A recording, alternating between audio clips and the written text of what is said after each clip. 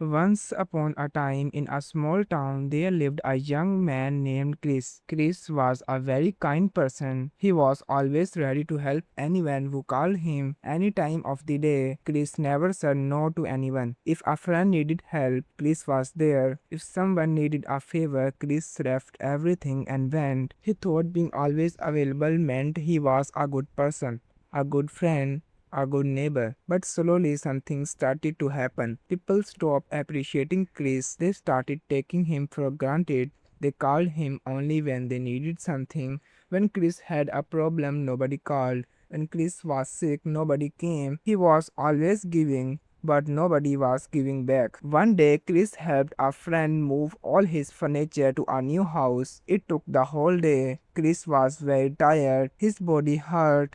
But his friend didn't even say a proper thank you. He just said okay bye and went inside.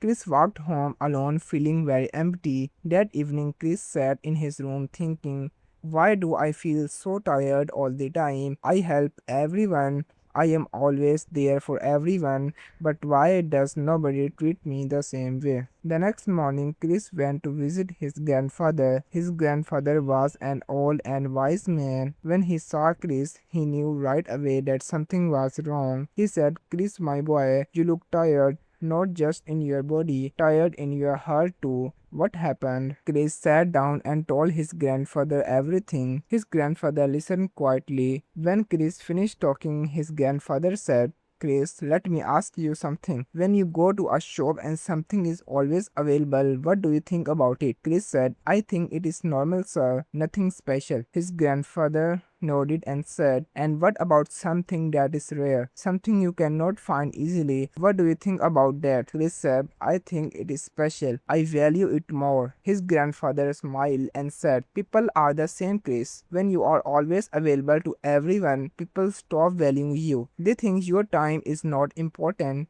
But when you respect your own time, people start to respect it too. Chris said, but if I say no, people will think I am selfish. His grandfather shook his head gently and said, no, Chris, saying no when you need to is not selfish. It is self-respect. You must value yourself before others can value you. Chris sat quietly for a long time. He thought about all the times he had said yes when he wanted to say no. All the times he had dropped everything for people who never did the same for him. All the times he had felt empty and invisible. His grandfather put his hand on Chris' shoulder and said, from today, be a little less available. Not because you are mean, but because your time and energy are valuable. Give your best to people who truly deserve it and learn to say no kindly but clearly. Chris went home that evening feeling something new inside, a quiet kind of strength, a feeling of self-respect. The very next day, a friend called and asked Chris to come and help him with something he could easily do himself. In the past, Chris would have said yes right away, but this time he paused. He took a breath and he said kindly, I am sorry I cannot today. I have something important to take care of. His friend said okay and put the phone down, and Chris sat with himself. He made a cup of tea, he rested, he read a book, and he felt good. He felt like himself again. Slowly Chris changed. He stopped being available to everyone all the time. He started saying no when he needed to. He started spending time on his own goals and his own rest.